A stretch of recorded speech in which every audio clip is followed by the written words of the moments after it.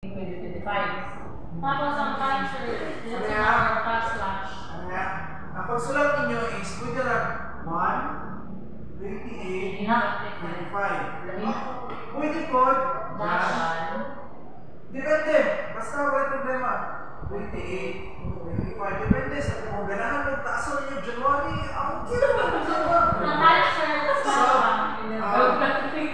Wala problema. Gusto nyo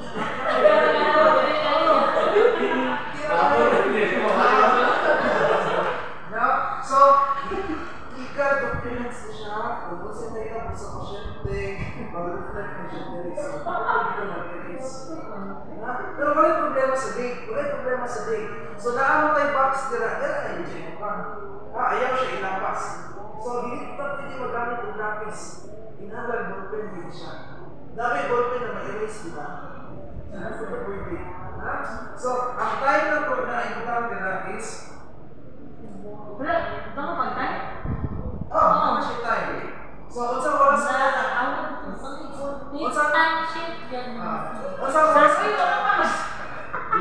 Occupy na time shift. So, dako mo na siya.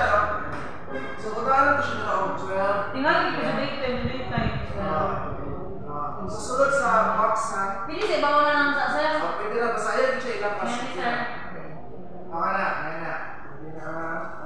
Gingayin lang ako sir na sa ibabaw. Ayaw i-occupy Pwede na. Ayaw i-occupy na. Ay, isa mo na. Yes, madam. Wala kayo, Red?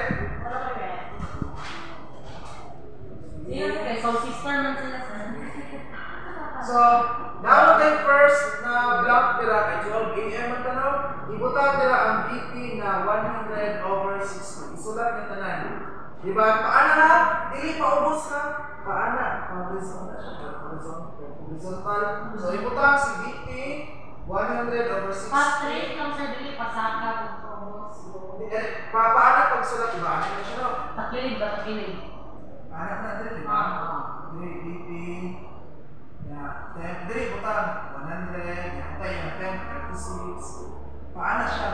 Paano? Dili siya pa, dili pa ubos. Sa karon nga pet. Ang BP sir ba?